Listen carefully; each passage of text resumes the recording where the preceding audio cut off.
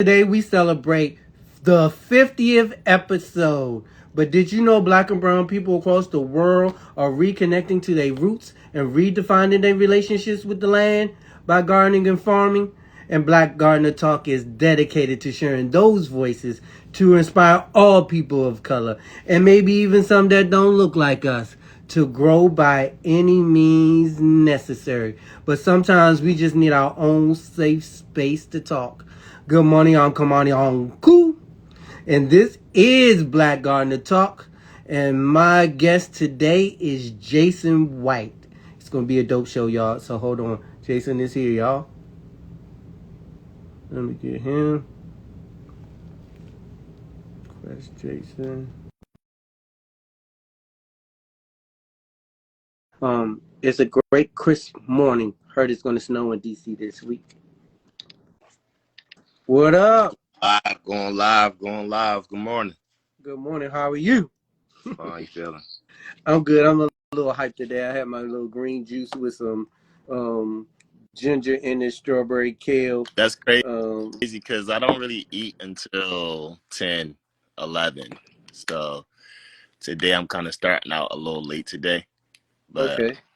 Yeah, I do intermittent fasting right now. I do the 16-8.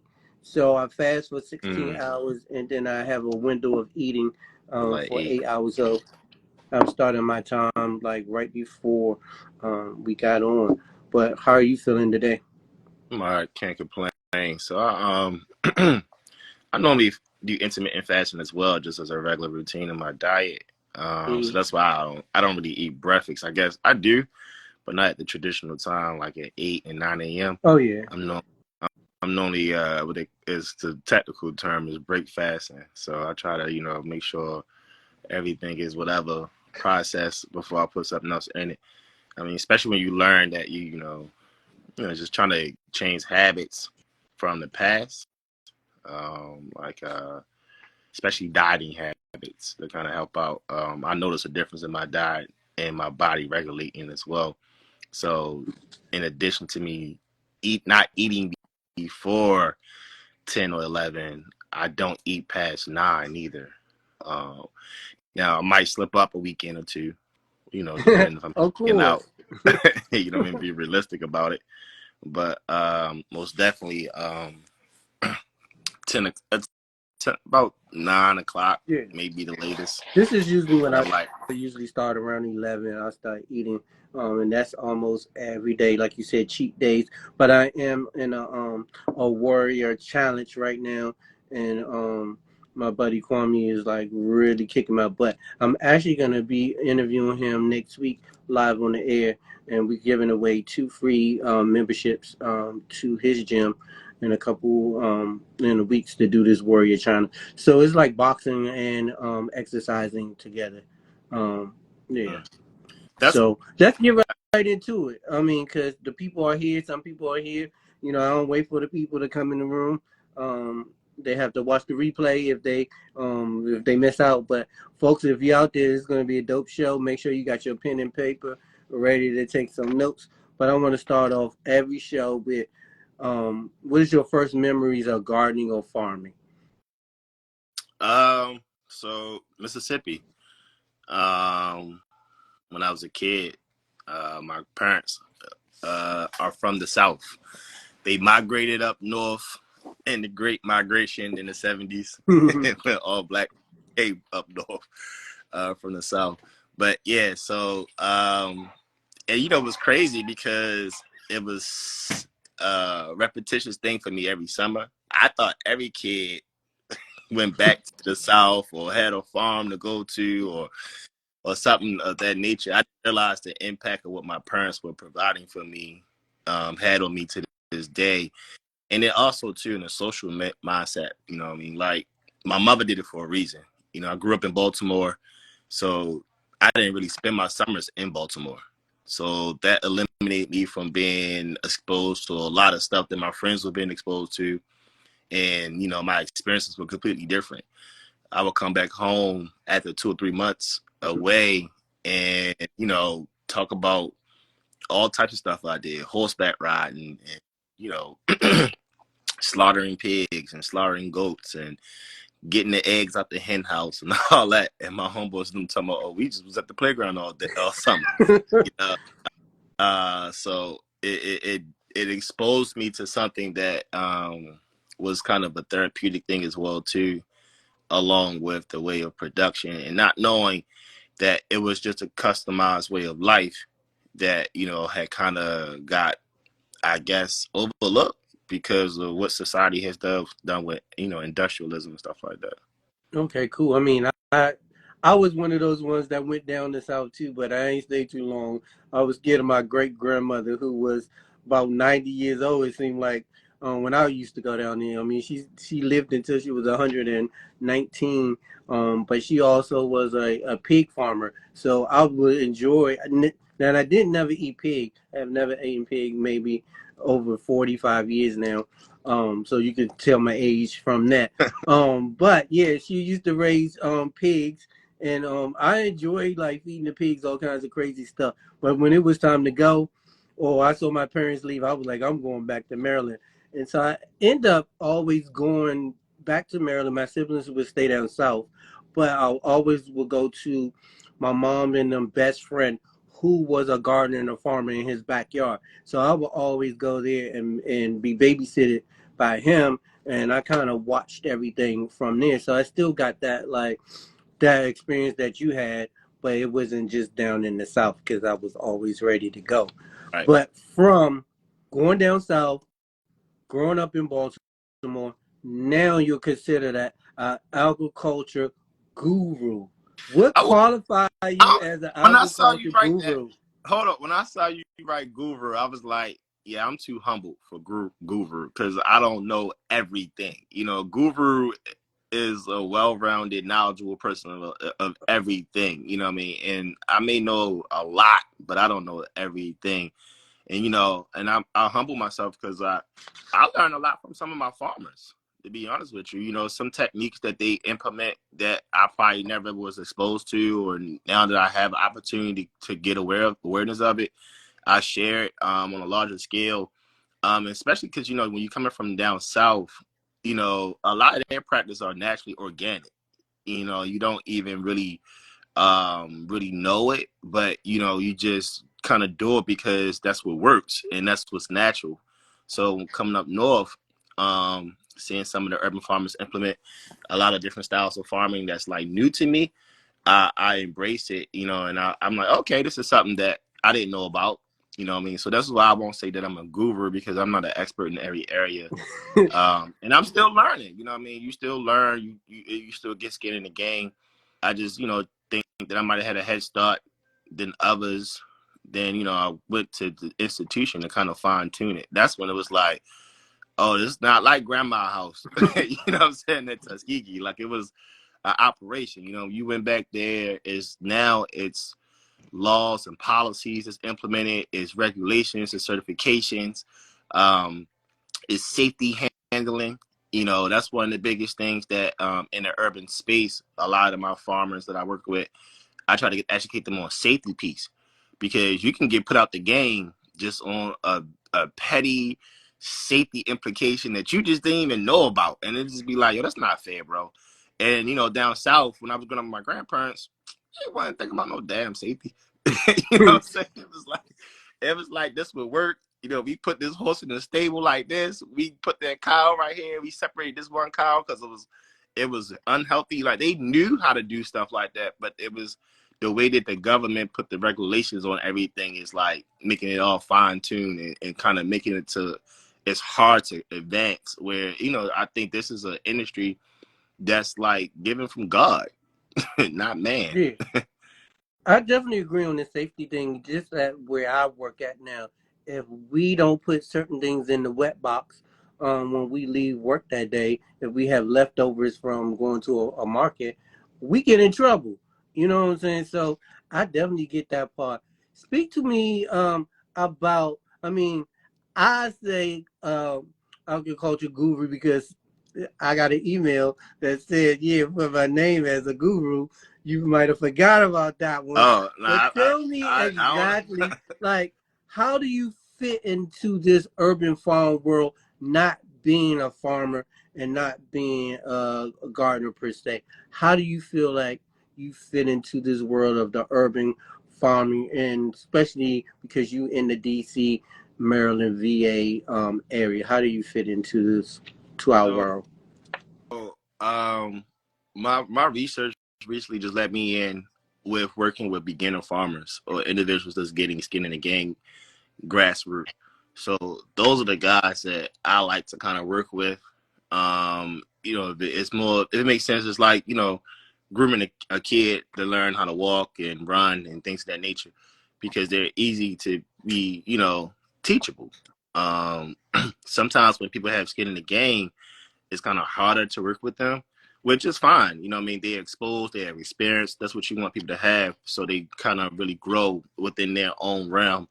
But with me, I predominantly want to provide people with the opportunity of how to utilize, how to move in the urban space within the, which is a new thing that's come down from the federal government.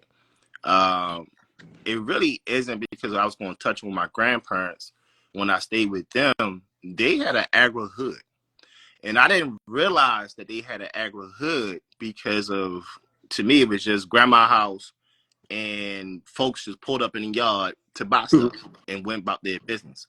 But when I look back on it now, the architecture of their subdivision, and I'm gonna say subdivision because it was in the South, and they still lived in a subdivision. They were the only farmers inside of the subdivision, or the only farmland. It was other farmland, but they were the only people farming. So within that subdivision, they serviced all the people who came through there. Like people who wanted to buy eggs, stuff like that. So what I learned from them was sales skills, marketing skills, and so I just bring all those techniques back to beginner farmers, and learning how to market their products to be sellable at farmers markets. One of the biggest things that I preach a lot of the beginner farmers is expound on nutrition. When you show me why this product is valuable to me to buy and what it can do for my life, oh hell yeah, I'm gonna want to buy it. Instead of just presenting the product, like it looks good when you package it up and lay it out, and it looks fresh out the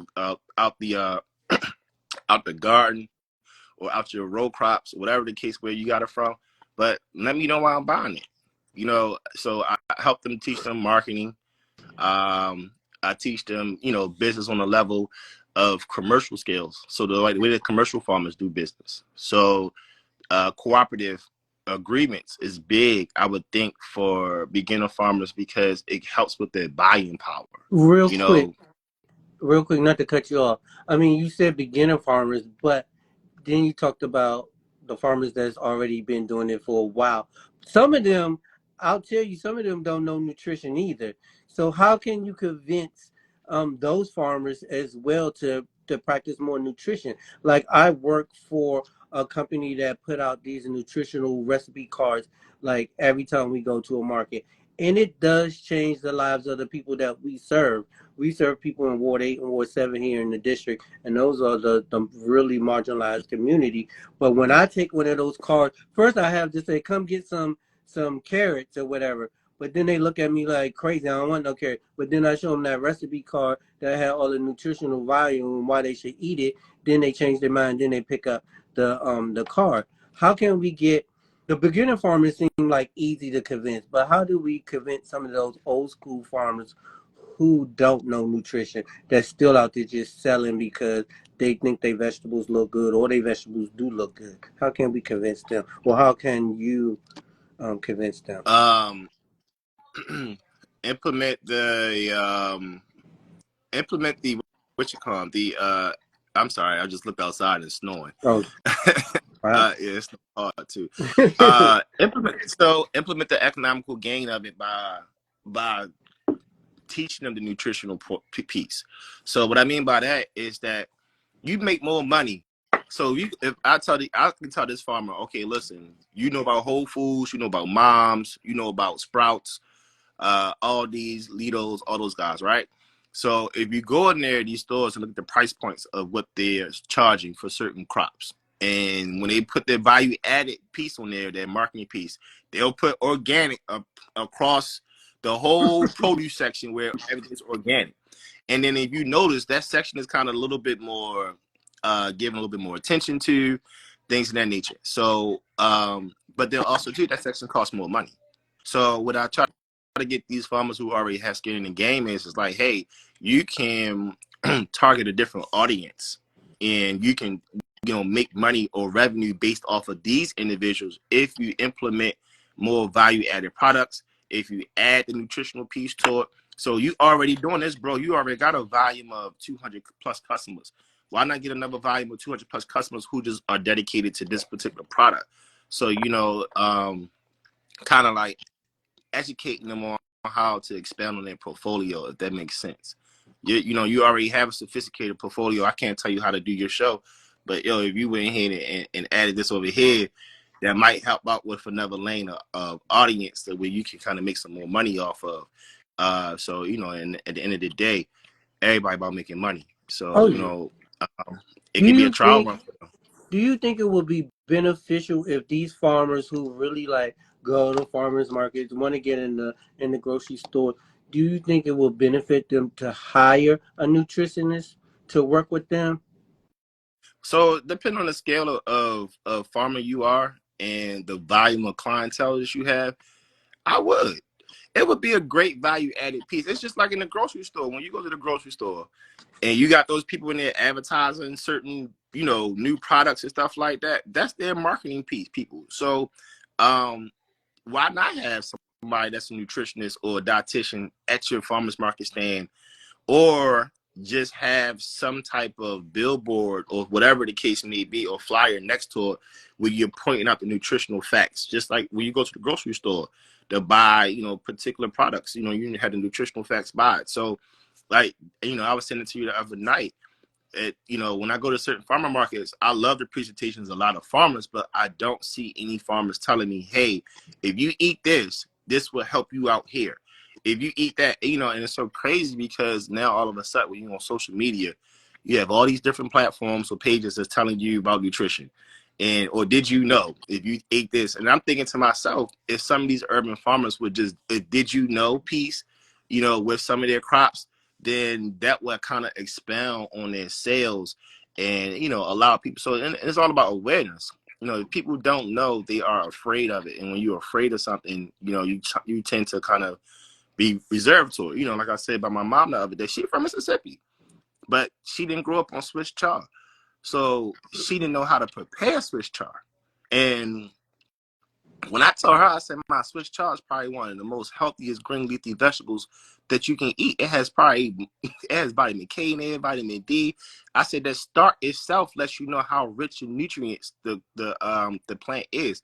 I said, you know how you prepare Swiss chard? She's like, how? I said, stir fry, ma.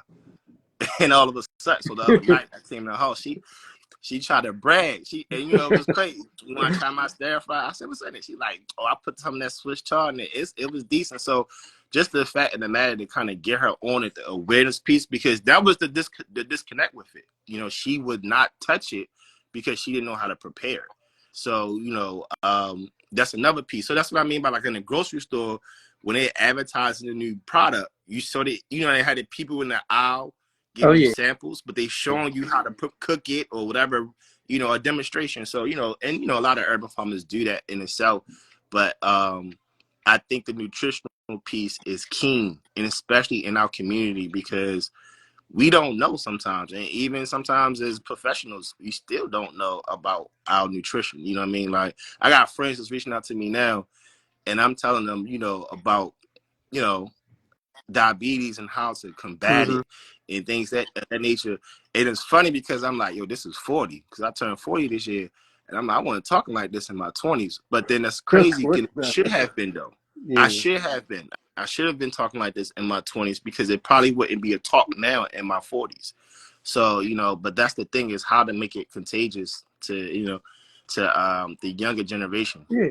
And how do we make it contagious? I know probably I'm not sure if they still on the live, but this Taste Buds box and they do cooking demos in schools. How do we do that?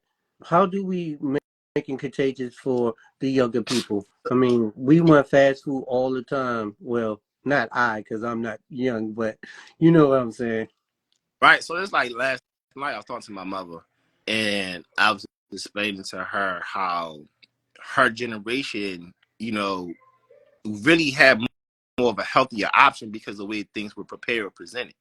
And she's like, "What you mean?" I was like, "Well, y'all ain't had fast food back then." And she was like, "Yes, we did."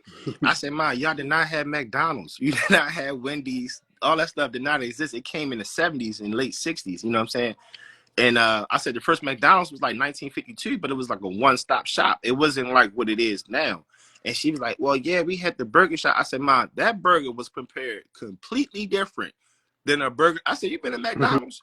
You when you open up the packet, you like, I don't want this." Compared to the one of the burgers that from the malt shop, that's different. The malt shop, you getting fresh processed meat from the farm. My grandfather used to do it. He used to sell. We used to go to the malt shop. It was crazy. That was one of my biggest things I used to love to do. Go sell cattle. Because whenever we went to go sell cattle, um, we would stop and get a burger. Mm-hmm. But these burgers were different. And my grandfather used to always tell this story. I was like 7 or 8 years old. And I got a quarter pounder from an actual butcher, not McDonald's. And it was a different size of burger of a quarter pounder. And my grandfather said he cut the burger in half. And he said, I ate that other half burger. I wiped my mouth, the corner of my mouth. I looked at him with the corner of my eye. I looked at that burger and reached for that burger. It was over with. But, I think back on it when I ate that burger, that was a real quarter pounder Angus burger. Like, it wasn't processed down. It wasn't, third party, rendering meat. It was just all beef, all chuck. So, when you talk about the quality of what we're getting now in our community, is all about, I was talking about my mom. I said it's all about convenience. Like, you had that person there putting that wood in the fire and all that other stuff the whole day.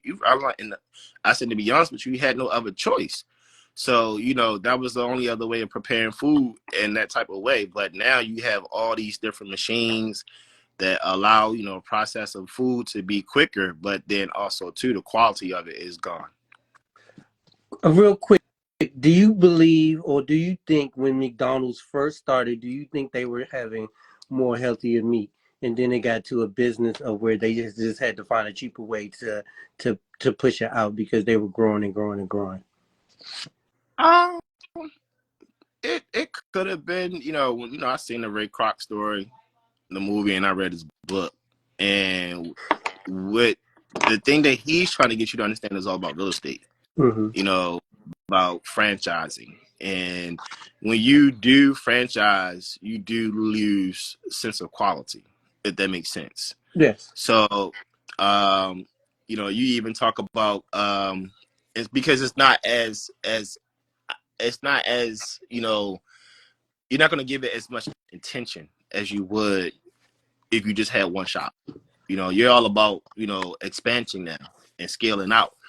You're just going to have a blueprint and a recipe to follow, and that's continue on. That's pretty much it. So I do believe that you lose the quality of your food when you're scaling out on large scales like that. That's why, for instance, going back to the urban farmers, is such a key thing to buy food. East Capitol had an urban farmers market yesterday. I love their urban farm setup at East Capitol because when you go down East Capitol Street in Northeast DC, um, you see it. You like, oh snap, that's the farm right there in the middle of the hood. You know what I'm Mm-hmm. saying? That's the hood over there, right there in the middle of the hood. You see that farm, and you see all those fresh crops growing, and then you can see the individuals who are growing those crops, and then you knowing like, okay, so they ain't used no pesticide over there. All right, those seeds are organic seeds over there. Okay, all right, so let me go over here and I go up the street. Let's think about what's on East Capitol to get some food from at a grocery retailer. Um, what's that? The split was East Capitol and Bladensburg, right there at the corner. What's that? It's like a seafood spot right there. Then there's the little shopping center. It's like at the split right there. It's the Metro stop right there too. You talking I about ain't from DC. It's right there at the bottom of you yeah. talking It's about that Capitol Heights part or more towards DC? more towards DC. Because there's nothing coming back more towards DC but junk food. That's what I'm getting at. Oh yeah, like it's no, it's East Capitol, and then it's the next big intersection will be like Benning Benning Road, Road. and so yeah, Benning Road. Benning, my bad. You know, I ain't from DC. Benning Road. I yeah. said Bladensburg. I'm on your Bladensburg, I other was side. like, oh, we on the other side. I'm I'm I'm on not the other sure. side. My bad. Yeah. But you know, Bladensburg just is worse. There's Hmm. nothing right there but just Oh junk. yeah, exactly. Well, now they beefed it up. If you go up New York Avenue, you got all that gentrified market stuff right there. But like yeah, on Benning Road in East Capitol, those like what food you got? It's all the little seafood depot, and then that's garbage. Then it's a little funky grocery store right there. So now these people have fresh access to food right there. You do got Chris from Dreaming Out Loud in that area. He's big in that neighborhood right there in Ward 7. So he he has a big voice, a big presence there as well. But outside of that, you know, you don't have access to great store right there up there in East Capitol. No, it's no stores. I mean, But I'm no, not it's a sure. grocery store coming. Yeah, It's a grocery store coming. yeah. So hopefully that grocery store, that what I'm getting at is that the individuals in that community know that their produce is going to probably come from that farm across the street, which makes me feel better as an individual because now I know I ain't got to get my food from such and such farm. It might be GMO. Who True. knows? RNA. That's true. But how do we get our folks to go to that grocery store when that grocery store opens up? And then when we get them to come in there, how do we prevent them from stealing all the stuff out of there, which might end up making us close down at some point? See, that's a part where the community involvement comes in that, and the urban farm does that. Mm-hmm. You know, the mental wellness piece of it is the social impact, because now what happens is the urban farm invites people from the community to the farm and let them participate and volunteer. And, you know, one of the things that I loved when I got into urban farming was, or just farming period, was putting my hands in the soil. Mm-hmm. And when I seen the plant grow, it made me fond of it. It made me appreciate it. And then also too, it made me appreciate life in another sense that I didn't appreciate life before. You know what I mean? It's like a mother. So, you know, as men, we do not have that relationship that mothers have with their children. I don't care how much of an involved father you are not the mama. Like the dinosaur used to say, you're not the mama.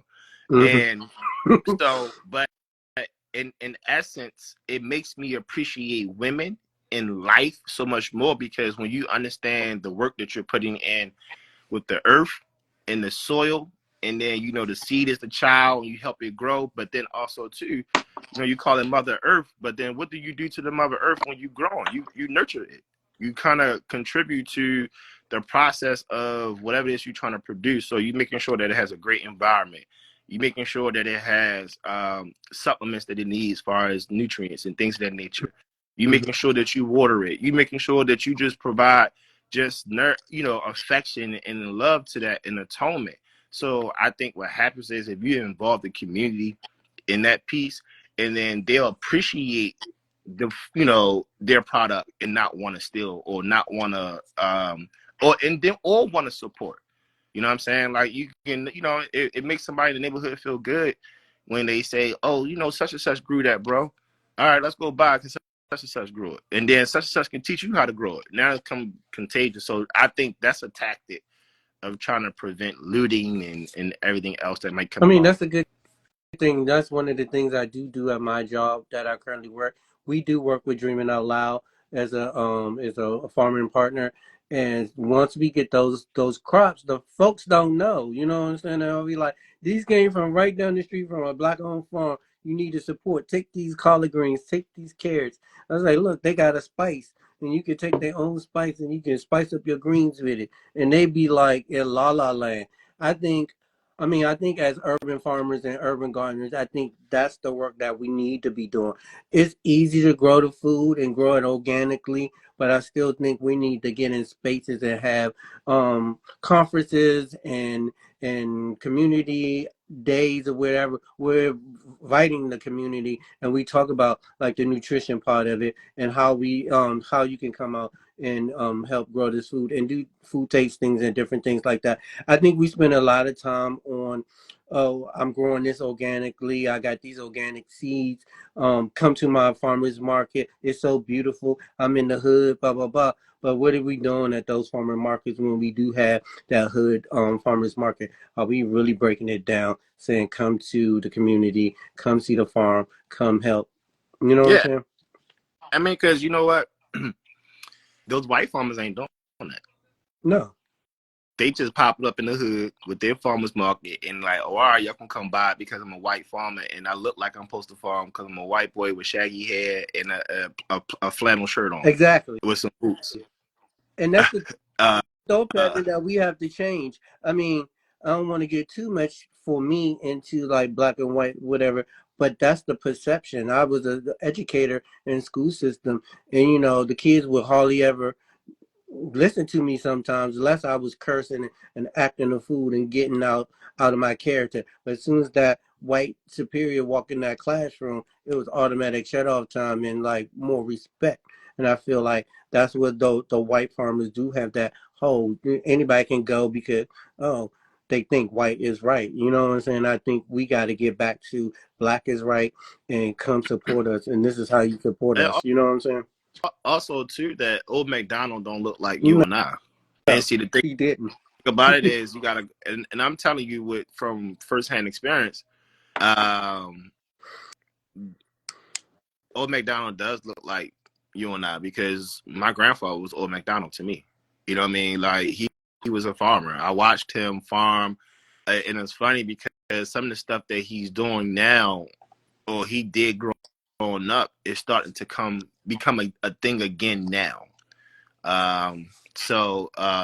But we were the farmers, and that's why the disconnect of where I want the social impact piece is the disconnect that I'm referencing, that I'm trying to make a connection for, because we need to get that connection back to understanding that we are the farmers. I need people to look at farmers just like the same way they look at a drug dealer, like, oh, that's that nigga.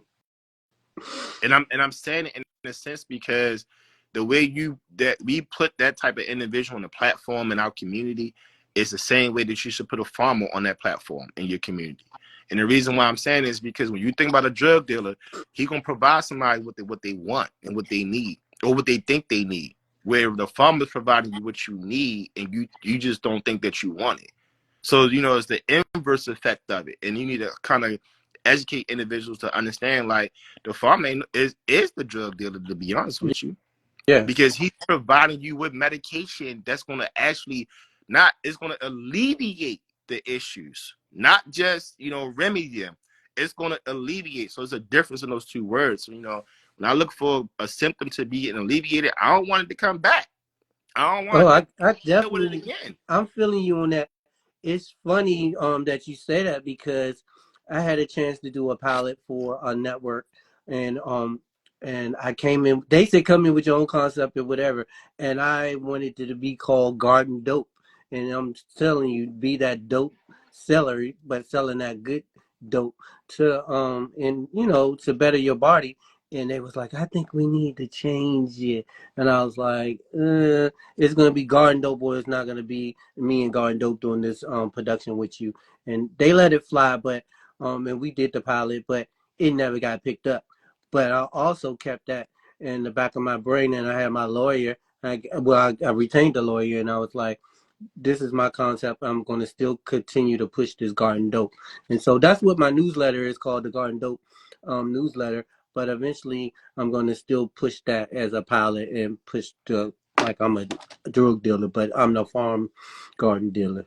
And the thing about it is, it's like, the word dope, you know what I mean? Like, the origin of it and where it comes from, it is an agricultural word. And that's the thing about it that a lot of people don't think. And so it has like a negative, they think it has a negative connotation to it, and it really doesn't. But, that's because of the way that, our society kind of,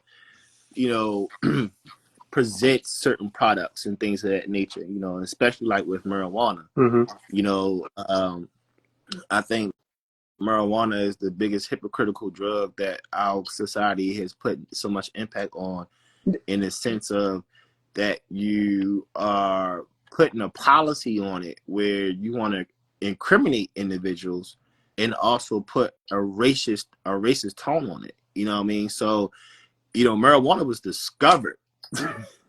Hold on, first of all, let's back up. Well, let's back up real quick because the word dope. You said it's an agricultural word, but I would say we didn't make it as black folks didn't make it a bad word or um yeah, bad word. The our counterparts that don't look like us created that. But talk about the word dope into the agriculture sense, and then go into with your train of thought that you Because had. when you think about dope, it's referencing Mhm. cocaine, right? Cocaine is what? It's coca leaves and coca plant. Exactly. So it's just a shortened term for a agricultural product, a biorendering product. That's it.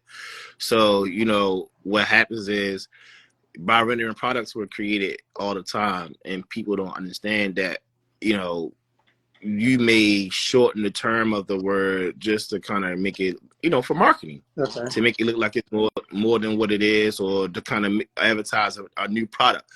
You know what I mean? It's like trying to say you turn sugar into shit. I mean, well, shit into sugar. I'm sorry. You know what I mean? So it's just a marketing word. That's it. It's just a term to kind of, but then also too, it's a negative marketing word because of how we utilized it in regards of, America, and where we kind of put the implication on it, on, a negative crop or crop itself. But the reason why I pointed out was because the cocoa leaf is utilized for what? All kinds of them. Coffee. For a coffee, anesthesia, all Mm-hmm. that. So, that's what I'm getting at. It's like it was really a medicinal product. So once I'm going back to the whole term of saying the farmer is the drug dealer. Okay. So, it's that's my way of trying to make it attractive. And I guess some people are gonna look at it as like that's a negative way of trying to, translate or, communicate that to be a way to make farming attractive. But if that's Mm, the I kind of agree with you because now when I do, I mean, I have a deal on the table now that'll create another TV show. I'm gonna I'm gonna flip that now because I mean it makes sense. Coca leaves, that's we farm coca leaves. That's one of the biggest crops in like Costa Rica and Mexico. You know what I'm saying? So exactly. that is a farming thing. It's an agriculture thing. And then I need to know how to flip it so when I go into those white faces and they like dope, garden dope, then I could like hit them with that. So yeah, I think it makes sense. So, and that leads me into like what I was saying about what I was going to say about marijuana. This country was discovered, so that means that marijuana was discovered. So how can you come into this country and then deem it as a criminal crop when the crop was necessarily used for the industrialized of this country? Like, we wouldn't have been able to make ropes, um, certain oils, all that if it All wasn't kinds of for stuff. him. Yeah. If it Hmm. wasn't for him, what I mean? Like, these founding fathers made so much money off of marijuana. Thomas Jefferson was one of the biggest marijuana growers. So was George Washington. I'm sorry. Uh, and they had big industries off of this, especially here in the state of Maryland, because Maryland is a great state to grow marijuana. It's a tobacco state. It's the same. It's in the same family. So, what happens there is I don't know how it gets to the point where it's actually created to be criminalized, but it's like the turn of the, in earlier 20th century is when it was used as a means to, I guess, a racist point to kind of say, hey, stay away from marijuana. Black men smoke this. They use it as a means to get white women. And that's how it was marketed. Do you This was think, flyers. not to cut you off, do you think the criminalization of it came in because they well, one, we used it, we got white women with it, but you think it was criminalized because they saw black folks profiting off it and making big money. That's just like watermelon. Watermelon was deemed a bad thing too because we took over that field and was selling and making becoming rich off of watermelon. Then they criminalized it where like folks don't want to eat watermelon sometimes because of that. Do you think marijuana was done the same way? Yeah. That's why I said I don't understand the country's plight on it, because one, they got a patent on it, and so after you put a patent on it, then you want to make it like it's a criminal thing for individuals to, so this is coming off the turn of slavery and everything else. So now you need the influx um of the prison system. So the easiest way to get people locked up is what utilizing. And I'm gonna tell you, it's so funny because it's the same thing that these farmers were probably doing for centuries or years. Now all of a sudden it's a crime. These people probably were smoking marijuana all the time just because it was right there. They grew it. Everything. The master probably told them to go smoke it. You know what I'm saying? Like, and all of a sudden, because they got free, now you need the influx of labor to come back. So the way that you get that influx of labor is mass incarceration. And this was a way of doing so was exploiting marijuana. And then you get to the war against drugs, or let's just say the war against agriculture in the 60s. And you had President Nixon deeming it as a Schedule 1 substance. Now tell me this, bro. The Schedule 1 substances, I don't know if you know them. The Schedule 1 is marijuana is number 1 on the list. Mm-hmm. And I think they usually say they deem it as a scheduled substance because of how it alters the brain function and damages the brain cell, or your brain cells in your body, whatever the case may be. I think I think crack or coke, or no, it's heroin is number 2, and then it's cocaine, I think it is. Mm-hmm. So now my thing about it is I've never done cocaine, I've never done heroin, but I've smoked marijuana. But I've seen people do heroin and I've seen people do cocaine, bro. Mm-hmm. And the effects of what these people go through from when they, indulge on these substances, I don't think it's the same as marijuana. You know what I'm saying? Like, I can't really speak for it because I never experienced it, but, I don't think that, I had that same, residual effect that they get when I, partake in marijuana versus them being, cocaine or heroin, So I don't really, when my point that I'm making is that I don't understand why it was listed as a Schedule 1 substance to be criminalized, except for the fact that it was a means to kind of contribute to mass incarceration. Mm-hmm. I mean, you just recently seen this administration that we currently under right now release and pardon some guys who had criminal records, who spent several years in prison behind marijuana, and yet you got states legalizing it left and right because they making money off the tax implication of it, which goes back to what? Agriculture. Oh, so because you gotta grow it, you gotta learn how to grow it, you gotta make sure that you get a good harvest of it, Exactly. And then the key piece is processing it. It's the processing piece. You know what I mean? So, when you learn how to process this thing to the fullest, where, you don't have to, like, you make, good residual income off of it, then, it's keen, is ideal for you to have. But I mean, that's another pushback that you're getting from this country because, the doors they're opening for individuals to kind of come in and corner the market on this crop. Mm-hmm. And it's like, it's going to be a crop that's going to be kind of hard to corner the market on because everybody can grow it. It's not like bananas. Bananas are grown in Costa Rica, right? Mm-hmm. Yes. Oh, they can grow in Maryland. I got a banana. But they can grow in Maryland. But do you think they can grow bananas the way they grow in Costa Rica? No. Exactly. So that's what I'm getting at. It's not like where that crop predominantly, thrives in one environment. I mean, shit. Excuse me. I'm sorry. Shoot. You could go to. Shit is fine. Okay. You could go to you could go to Afghanistan, bro. Afghanistan got like some of the best marijuana in the world. Okay, so and that's a desert. I, That's a I wouldn't desert. know. You ain't know? I wouldn't I know. mean, I'm letting you know. I'm a You let me connoisseur. know So now.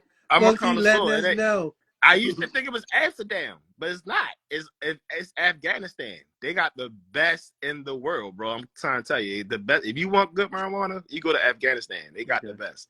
But ideally, look at the region of the country, though. That's what I'm getting at. It's rigid. It's dry. Um, it's arid, whatever the case may be. And then but then also too, you may have some good marijuana that grows in Washington State of America because it's in the mountains. Just like the same thing in Jamaica because it's in the mountains. That thin air, the moisture that they're getting. I mean, so it's a crop that can be grown in different facets of the country. So it's not like you can ever corner the market on the crop. Is what I'm getting at. But America, being the business incubator that we are, we we try to put capitalism on everything, and so this is the space where they're gonna put the caps on it, the regulations, so they can control this, so they can create a means of kind of cornering the market. If that makes sense. Oh yeah, it definitely makes sense because here in Maryland, where we live, I mean, none of the black folks really got licensed to open up dispensaries and to grow it. One of the biggest people who got one of the biggest contractors is folks who grow the house plants for big box stores like Home Depot. They got one of the biggest contractors, and they thinking about getting out of growing plants now and just growing cannabis.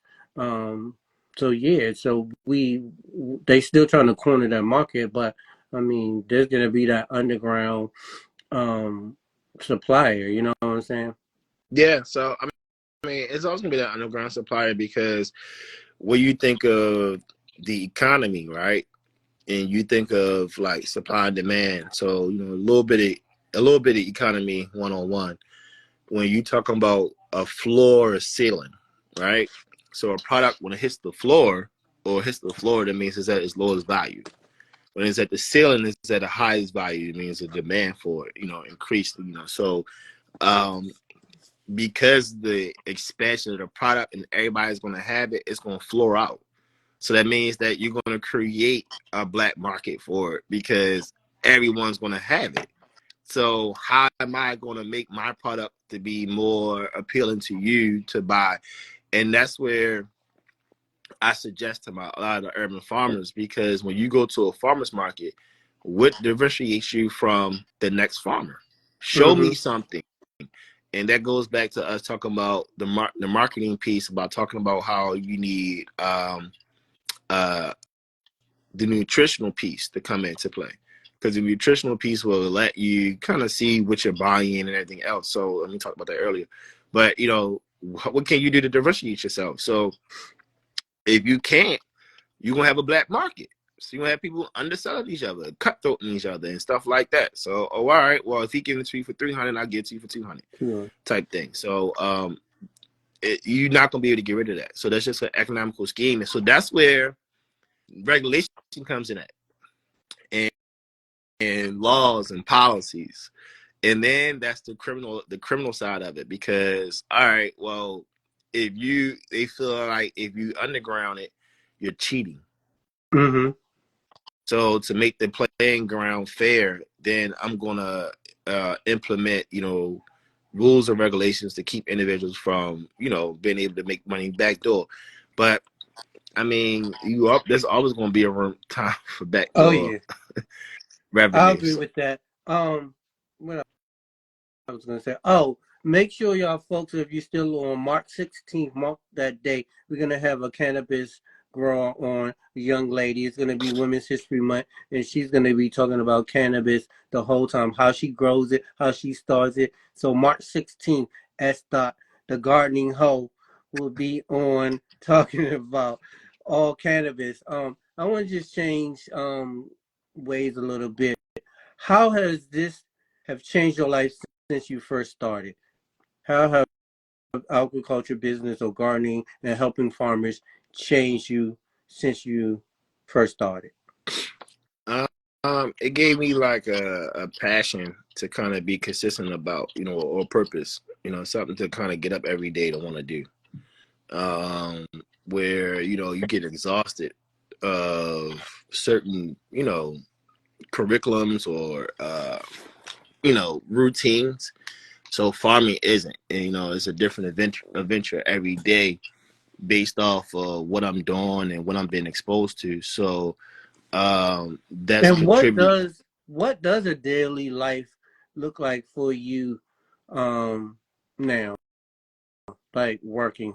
What does that look like? Are you meeting with black and brown farmers? Are you at schools? Are you putting a marketing package together for someone? What does your daily routine looks like as a agri- agriculture guru, so to speak? There you go with that guru word. Um, it's different. So I am meeting with a lot of black and brown farmers. Um, I do meet with them. So it's two sides. It's the professional side, and then it's my personal side. Mm-hmm. So I learned to say that because that's like my scale of balance, and I have to learn that because of the way that my disposition is with farmers on a professional piece, and then also too on a personal piece. So some days I may be at an urban farm in the inner city here in Baltimore. Some days I might be at an urban site in Washington, D.C. Some days I might be at a more rural, small scale farm in the suburbs of PG County. Some days I'm probably sitting down with individuals who are actually creating a curriculum and implementing some type of narrative to get into the school systems. Uh, some days I'm working with local city administrations Mm-hmm. or government level administrations under the USDA umbrella. So with me being an extension, I'm working with government agencies all the time: NRCS, FSA, R&Ds, rural development, AMS. Those are agencies under the USDA umbrella. So it depends. Private industries who are looking to kind of create something in the urban ag space. So it depends on the flow of the day, who I'm meeting with, chefs, local chefs, a lot of individuals in the vegan community. The vegan community is big, goes hand in hand with, I think, a lot of urban farmers, and also to that mental wellness piece that we speak on as far as getting people to appreciate urban farmers and urban growers and maybe a grocery store that may come out of it. Mm-hmm. So there is several grocery stores coming out. I know Dreaming Out Loud is working on one. Chris Bradshaw from Dreaming Out Loud will be on February 3rd. Mark that date, folks. And also, there's a black grocery store coming to Capitol Heights. It's going to be all black vendors in there, black products, black farmers. So I think it is moving in the right direction. What advice would you give a new gardener or a new farmer just starting out?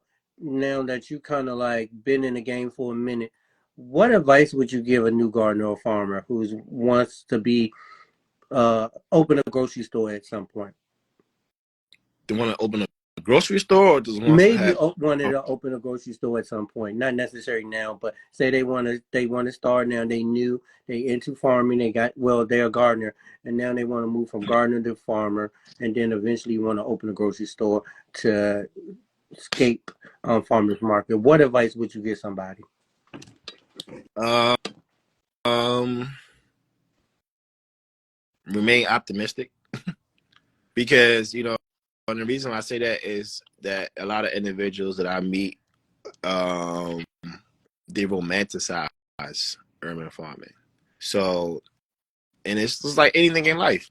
As a kid, you want to do this, this, that, and the third. Same thing with me. When I was growing up, I just knew I was going to the NBA. So you start to play on a collegiate level, on the high school level, and all that, and then you see the politics behind it, and you be like, yo, it ain't even fun no more. Mm-hmm. So if you don't keep that optimism in your heart, in your mind, you'll get deterred by the rhetoric that comes along with it. people don't have the same moral values as everyone does. So you learn how to move with the speed of trust. Um, then also to have a great economical plan in place for you to follow, because that could be another means of being discouraged because of finances and things that you may not necessarily be able to gain um, in the process of this, because it's a cost implication to start this stuff up. It's a business. So um, and understand how to maintain and build relationships even if you don't look like a motherfucker,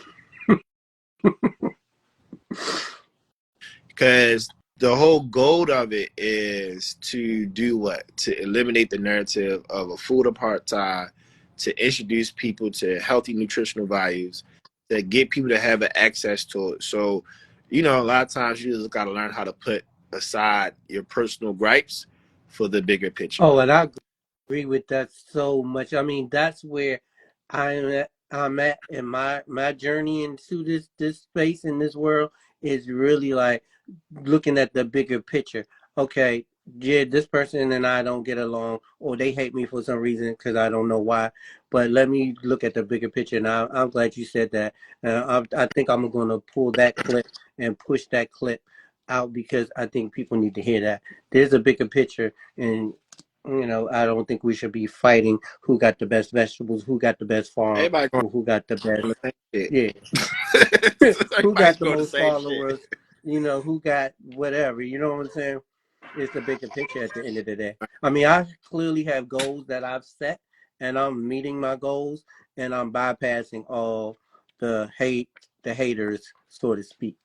I mean, it, the haters are just farmers too, bro. Yeah, So I don't.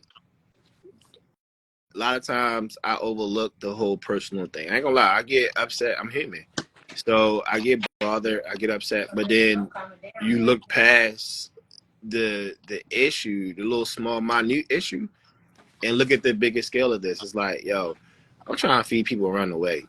You know what I mean? Like, yes. so you may not like how I said something or my tone or whatever. You may thought I was arrogant. I could care less. Just know that I'm here because I'm trying to feed people around the way, and or help people to understand how to feed people around the way, or whatever the case may be. Try to have some type of skin in the game, and also have make some money. You know what I mean? Everybody Oh trying to make yeah. some money. So Everybody, and I think with the urban farmer too, um, it should be. I mean, it's always going to be competition, but I feel like for me, there's money for everybody in this game. It's just where you sit at and where you fit at, and I think that shouldn't be an issue either. It should just be on that mission. Um, I just want to throw that out. I have two questions, and I'm gonna let you two more questions. Then I'll let you go because I only want to stick to an hour, but we're about to run over an hour. It is Martin Luther King Jr. Weekend. How do you celebrate Martin Luther King Jr. weekend? so normally I'm down south, so I'm in Atlanta. Mm-hmm. And ride past Martin Luther King Museum or whatever. I was looking at my pictures the other day, and I remember I went to a museum in Montgomery, Alabama. I don't know if you're aware of it. It's a lawyer named Brad Stevens, Mm-hmm. and he created a museum called the Legacy Museum, and Mm-hmm. it's in Montgomery, Alabama. So Brad Stevens is that lawyer who is like a social activist for individuals who are like on wrongfully convicted and they've been on death row in the state of Alabama. So he targets all the states who still have the death penalty in place, and he kind of lobbies for the cases that may have corruptness to it. Mm-hmm. So, but also too, what he did was, I don't know if you knew about that special that was on Netflix a few years ago, the 14th Amendment Oh yeah, I'm not a special. Netflix Oh, person. okay, well, it was a special there. They talk about the 14th Amendment and what I referenced to you earlier as far as the mass incarceration. So he spoke on there, and um, he talked about the same thing that Martin Luther King kind of emphasized on in regards of um, the mass incarceration of our black people Mhm. when there's no labor force, whatever the case may be. So I try to actually, recognize Martin Luther King's work, in regards to the civil rights side, but through the ag world, the ag side. And on my bio I sent you, I kind of sent it late. We're not About gonna that, talk about that one. but I talked about I work with a nonprofit organization that's a big pillar to black farmers in this country, and they're called, and the name of them is the Federation of Southern Cooperatives, and those people were a pillar in the civil rights movement, and they were farmers. They were farmers, and the way they were a pillar because you guys know about the freedom riders, Yes. right? The guys who rode on the bus and all that and was harassing the South in Mississippi. My mother and them know, and it's not just because they're from Mississippi, but they do know Medgar Evers. My dad did. Mm-hmm. And so when he, my mom walking by now telling me he lived in the town next to her. But when he, when those people travel through the South, they couldn't travel on the interstate. So the way they were protected was by the farmers. Mm-hmm. So they had to travel those county roads, those back roads, and everything else. And the farmers housed them. The farmers fed them. You know what I mean? Because they couldn't go to the shops and eat because that was the whole civil rights thing. Sitting at the table, cut, you black, go in the back, all that. So, with that being said, as Martin Luther King did come about as a farmer or urban farmer, I would like to kind of like implement, civil justice. So environmental justice is the piece that I think where kind of creates or sings to that voice that Martin Luther King was preaching. And environmental justice is a big thing in our urban community, bro. Like we are being environmentally bullied in so many different facets that we don't even understand that we being bullied. We just accept it and we indoctrinate it to the point like, oh, that's just the way it is because we live in the hood. No, that's not acceptable. So that's my way of trying to give back to MLK as an urban farmer. That's what's up. And then my last and final question is, what is the future holds for Jason White, the agriculture guru? What does the future look like? Um, hopefully, get this narrative out there where it can become something that people don't tend to get away from. You know what I mean? Like I don't want the work to just go in vain.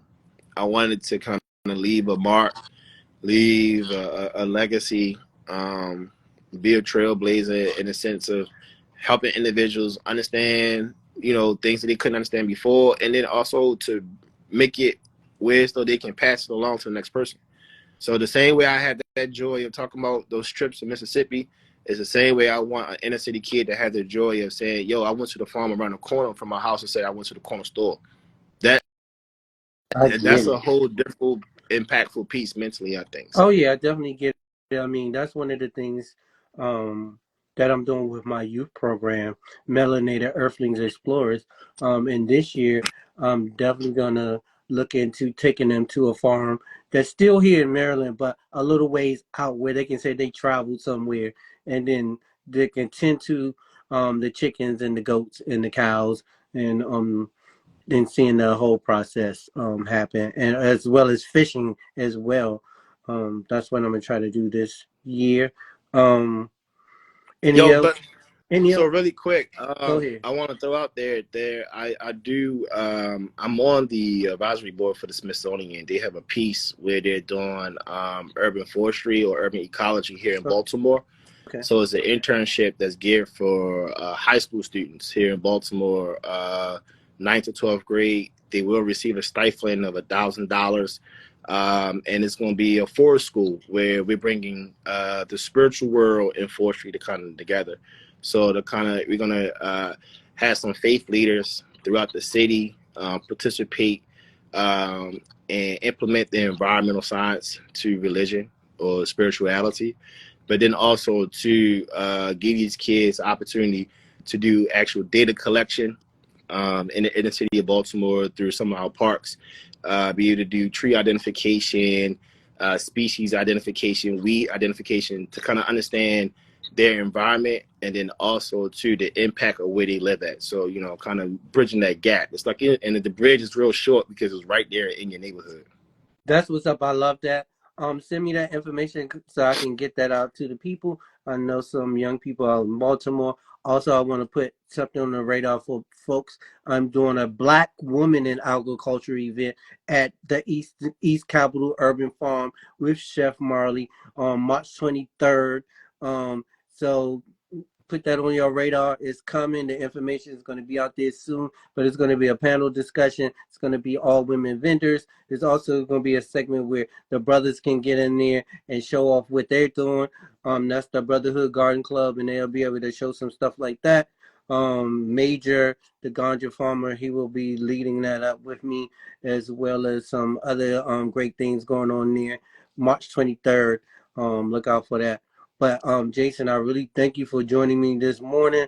I'm gonna let you get out of here because I know you probably have a busy So, day. I'm gonna go do me some Swiss char and put it over some grits. Now that's so some really good quick, eating.